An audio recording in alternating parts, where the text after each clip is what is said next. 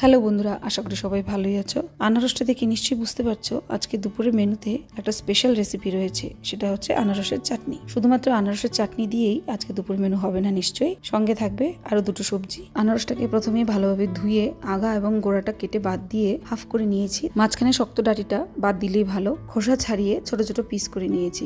একটা বাউলে নিয়ে নিয়েছি একটু মোটা এবং বড় করে রাখা পিস, এবং আরেকটাতে রেখেছি একটু সরু সরু করে কেটে রাখা ছোট ছোট পিস।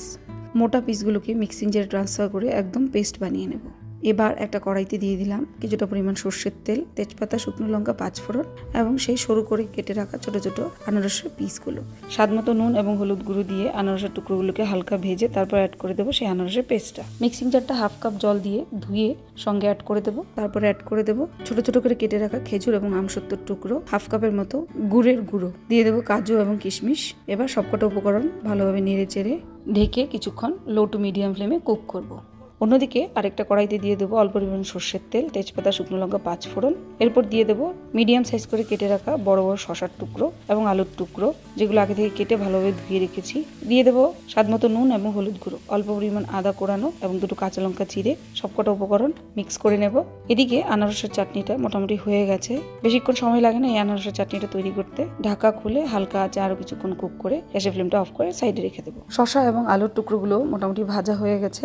এবার এর মধ্যে অ্যাড করে দেবো অল্প পরিমাণে ধনে গুঁড়ো, জিরে গুঁড়ো, লাল লঙ্কার গুঁড়ো এবং আগে থেকে ভেজে রাখা এবং ক্রাশ করে রাখা মাছের মাথা। আমি এখানে রুই মাছের মাথা ব্যবহার করছি। তার মধ্যে অ্যাড করে দেবো কিছুটা পরিমাণ জল এবং অল্প পরিমাণে নুন।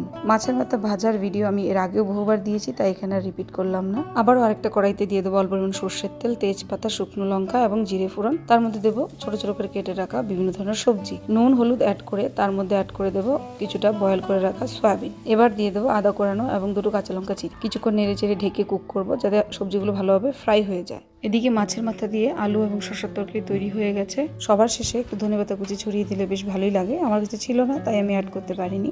সবজিগুলো ফ্রাই হয়ে গেলে তার মধ্যে ঢাকা তুলে অ্যাড করে দেবো অল্প পরিমাণ ধনে গুঁড়ো, জিরে গুঁড়ো, লাল লঙ্কার গুঁড়ো এবং একটু পরিমাণ জল। সবার শেষে দিয়ে দেবো ভাজা মশলা। এবার সবকটা উপকরণকে এমনভাবে কষাতে হবে যাতে এটা একটু ড্রাই হয়ে যায়। তাহলে আজকে দুপুরের লাঞ্চ মেনুতে স্পেশাল রেসিপি হিসেবে আনারসের চাটনি রেসিপিটা রইলো এবং সঙ্গে রইলো মাছের মাথা দিয়ে আলু এবং শসার তরকারি এবং মিক্স ভেজ ফ্রাই।